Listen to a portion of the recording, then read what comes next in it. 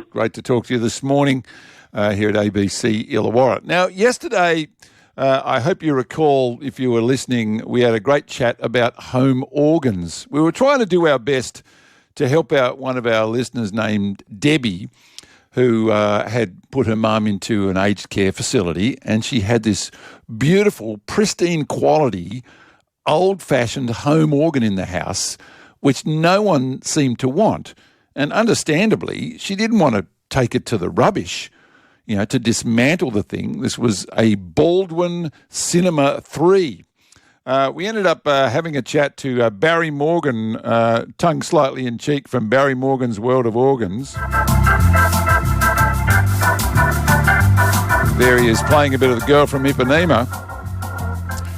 We were also talking about Reviver and reuse of various things yesterday, and both of these stories have been put together when we were contacted by the Reviver people who said, we happen to know someone who has reused a whole lot of organs and various parts to turn it into what is possibly the world's biggest home organ. It's owned and played by Cole Adamson, and here's a bit of him playing his giant instrument.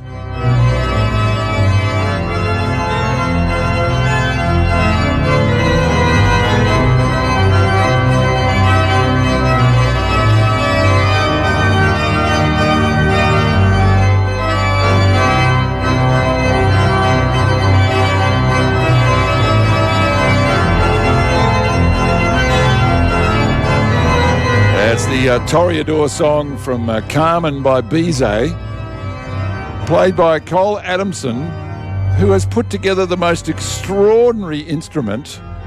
I'm looking at it now. 1, 2, 3, 4, 5. Is that 6 keyboards? Plus he's playing with his feet. Plus there's various computers around him. It's absolutely extraordinary.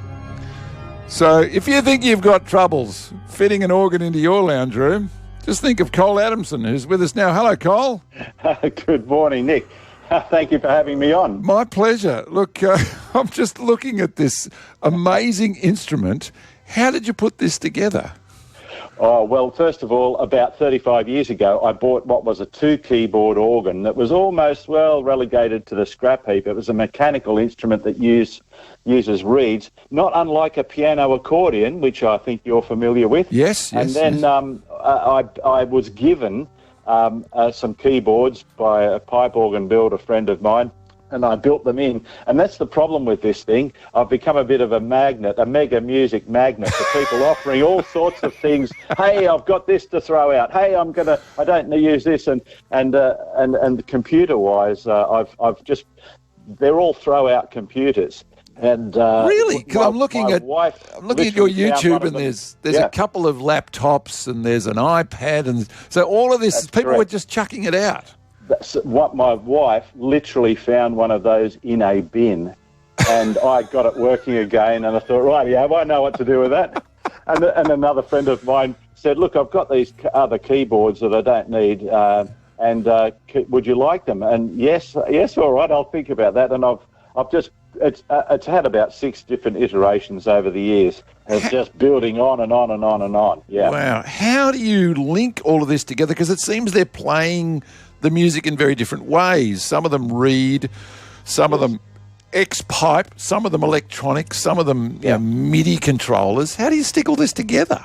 Yeah, so it's all been mechanically, a lot of it's mechanically done. So if you looked at the back of the instrument, which is not as nice as the front of it, you'll see a whole lot of different cheap keyboards that I bought off Gumtree, and it's connected to the front where I'm playing with paddle pop sticks and wires. I can assure you, Fred Flintstone would be proud of me. Fred Flintstone would be proud of me. It's actually manually actuating other keyboards behind. So there's more behind this. There's more behind. There's another. I used to have more behind than I do have now. But it's playing other keyboards that are behind the organ that you can't see, and some of them are playing 2 different organs at the same time. And it's all of it goes in to a big, massive sound desk, which you are also familiar with, at the top of the organ. And that was also given to me by a friend who had no need of it. And all of that just plays out of some massive speakers. It sounds fantastic. I'd suggest it's the world's largest home organ. That's for sure. I would love to be listening to this through its proper speakers sometime. I have to say, Cole, it must be magnificent. But who do you play for? Is it just for your own amusement, for your own pleasure?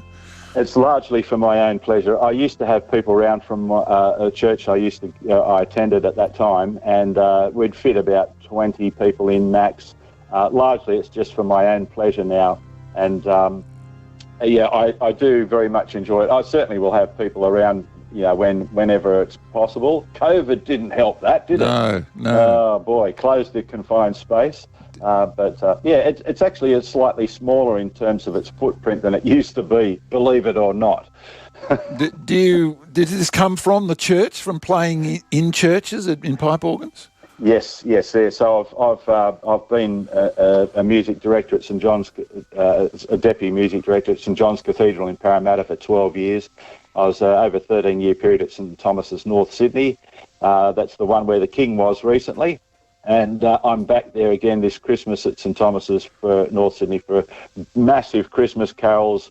We've got nearly over 45 in the choir and an orchestra that's there playing. I've arranged all the parts for the orchestra, and we're starting rehearsal this Sunday for the 15th and 22nd from 6 p.m. I do love playing the instrument. The organ is just a massive tonal palette that you can tap into and play from the most beautiful of contemporary pieces to the wildest, largest of organ repertoire. One of the organs that it plays is based on the organ at Notre Dame Cathedral, the organ builder that did a lot of the work at that massive cathedral that's just come back online. And it's a huge instrument and beautiful to play. Yeah, I'd imagine having control of a pipe organ with those giant bass pipes must be something really special to have your fingers on one of those.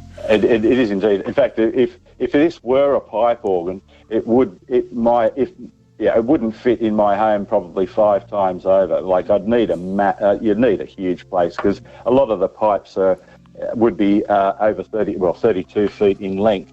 Oh, so it's the largest instrument that humans play, really, isn't it? The pipe organ. It is indeed, yes. Yeah, it is. And you're a bit of a musician yourself, Nick. I am. Of various strings, mostly, various small strings. Yes.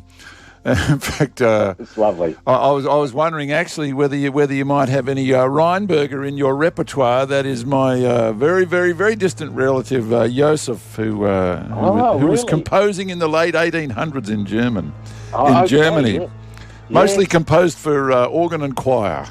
How about that? Look, I am vaguely familiar with that name, yes, but I'm not that much of my brow in music is quite low. I'm largely self-taught. Your brow in music is quite low. I'm listening to you do Offenbach and come on, Bizet. Yes, and do you know what? A lot of that, some of that I have music in front of me, but a lot of it I've learned the hard way. Just listening to it and having a crack. Well, so I'm largely self-taught. Well, I'll ask you the same question which I asked of Barry Morgan from Barry Morgan's House of Organs yesterday, which is it must make you sad to see how many of these instruments are just going to the tip. Yes, because not everybody can rescue them like you, Cole. That's correct, and it's largely from maybe an unappreciative community thinking that organs they're old hat. And maybe it's also because there's less people being able to service them and so on. But it's a sadness, I think. Hopefully it'll have a bit of a resurgence because it's a marvellous instrument that can play wide repertoire and allow a huge expression, even more than I would say any other instrument at all. It is like my instrument's a symphonic instrument. It can play all of the instruments of the orchestra as well as the organ sounds as well. It's a marvellous instrument. And hopefully it'll have a resurgence, but it is a sadness. Last night, ironically enough, I got a text from a friend that said, I've got some old hymn books and some old organ and a piano, hint, hint, do you want them or do you know anyone? But maybe there is an organ, a Facebook site in Australia. So if people want to put some stuff off on there, just have a troll through Facebook. Well, we were called by the person that administers that and founded that page last night. Happens to be one of our listeners. So that is amazing. Yes. And I must say, Cole, occasionally the videos of you playing cuts to your feet, which is the thing I probably most admire about people that can play the organ, because without looking, they can just play the bass and you're fiddling with the volume as well. Can I put it to you, this is the best possible thing to ward off the Alzheimer's? Oh, definitely. I'd suggest that it certainly is. And also, it's really the only exercise that I typically get, because I work at a church and also a Bible college, so a lot of my work is preparation sitting down.